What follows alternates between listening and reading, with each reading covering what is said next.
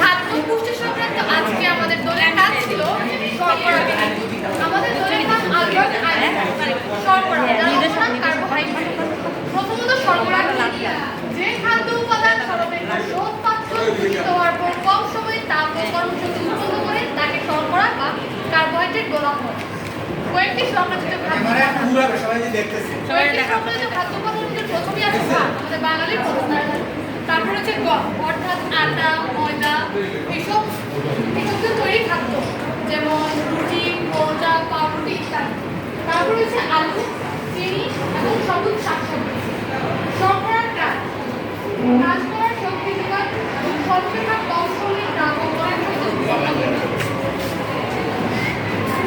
শর্করার অভাবজনিত রোগ বা লক্ষণ। শর্করার অভাব ঘটলে আমাদের বমি বমি ভাব হবে, ক্ষুধা অনুভব করা, রোগ হয়, হৃদস্পন্দন কমে যায় বা বেড়ে যায়, অপুষ্টি দেখা দেয়, বিপাকের সমস্যা হয়। তাই আমাদের সুস্থ থাকার জন্য অবশ্যই প্রতিদিন পরিমিত শর্করা গ্রহণ করতে হবে। ধন্যবাদ।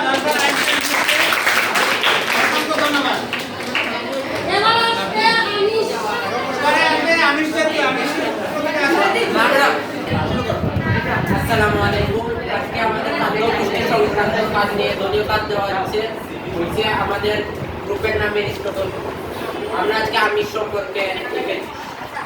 প্রথমে আমরা একটি আমিষ খাদ্য সম্পর্কে লিখেছি। প্রথমে মাছ, 2 মাংস, 3 ডিম, 4 শিমের বিচি, 5 দুধ, 6 ডাল, 7 শুটকি মাছ, 8 চিনাবাদাম, 9 চানা, 5 পানি পনির।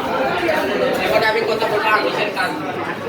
আমিষ জাতীয় খাদ্য কার্বন, অক্সিজেন, হাইড্রোজেন ও নাইট্রোজেন নিয়ে গঠিত। আমিষের কাজ উল্লেখ করা হলো।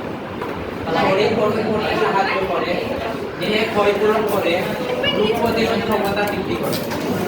আমাদের আমিষ না খেলে যা যা ক্ষতি হবে, আমিষ না খেলে আমাদের দেহের ক্ষয়পূরণ হবে না, দেহের স্বাভাবিক বৃদ্ধি বাধাগ্রস্ত হবে, রোগ প্রতিরোধ ক্ষমতা হ্রাস পাবে, অ্যামাইনো অ্যাসিড পর্যাপ্ত পরিমাণে না হওয়ার কারণে নানান রোগ দেখা দেবে। ধন্যবাদ।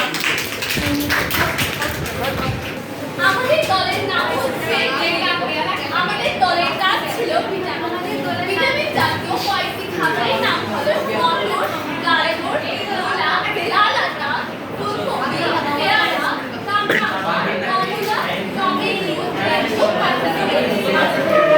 ভিটামিন জাতীয় খাবারের ভিটামিন বৃষ্টি সাধন করে চোখ ভালো রাখছে। ভিটামিন এ এর ভিটামিন আমাদের শরীরে